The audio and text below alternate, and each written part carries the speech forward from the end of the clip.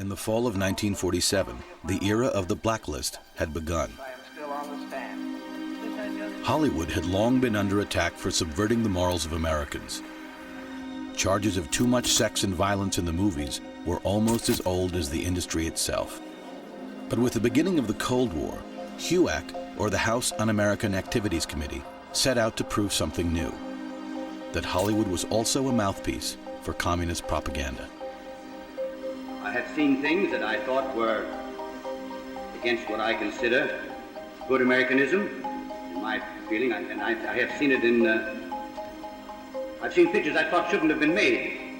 Shouldn't have been made, let me put it that way. It's absolute nonsense that a few communists were slipping by code or by gesture or allusion somehow communist messages into films. It was not happening. The American movie all over the world was taken absolutely accurately, I think, as a record of one simple declaration: America is a great country. Get there as quick as you can. The chairman of HUAC was J. Parnell Thomas, a man who would soon be convicted for having embezzled thousands from the government during the war. Also on the committee was John Rankin, an avowed segregationist and a vocal anti-Semite, who once in the halls of Congress called Walter Winchell a slime-mongering kike. Sitting with them was a freshman congressman from California, Richard Nixon. To these men, the powers that comprised Hollywood paid tribute. You solemnly swear the testimony about to give the truth, the whole truth, and nothing but the truth, to help you God? No. The committee initially calls a group of so-called friendly witnesses, and these are people who are basically sympathetic to the House Un-American Activities Committee and do not need to be subpoenaed to testify.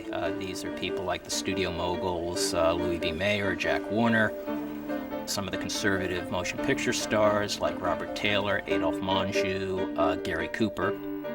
I have never read Karl Marx, and I don't know the basis of communism beyond what I've picked up from hearsay. What I've heard, I don't like it, because it isn't on the level.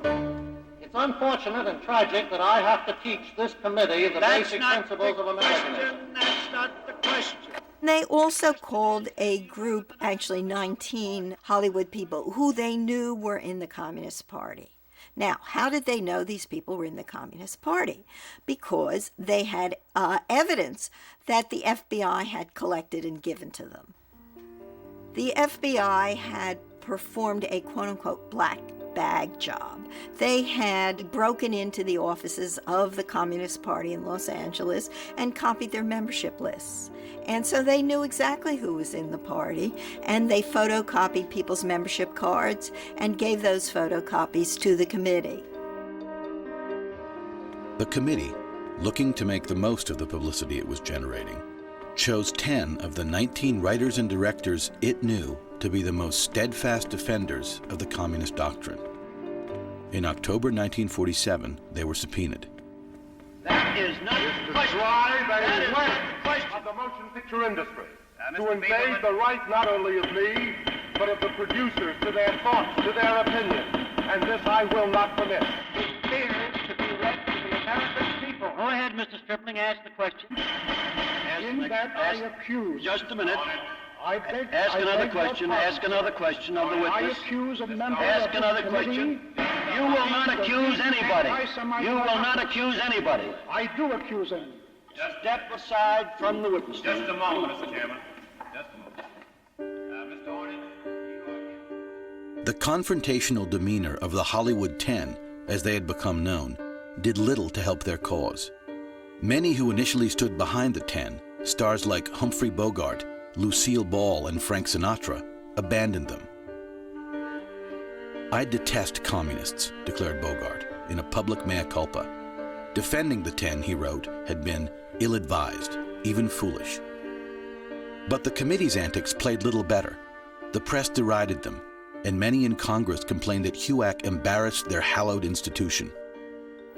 The image of HUAC is they're a bunch of clowns, and that the 47 hearings so discredit HUAC that they don't begin investigating Hollywood again until 1951. And so among their colleagues and in the press, HUAC is considered to have run a three-ring circus.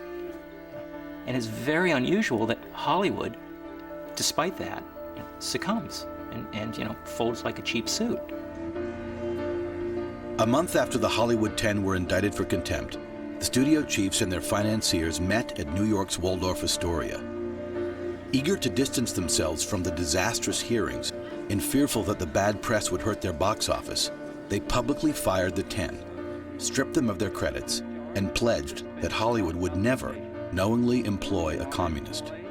And we will not re-employ any of the 10 until such time as he is acquitted or has purged himself of contempt and declares under oath that he is not a communist. It was the start of the blacklist.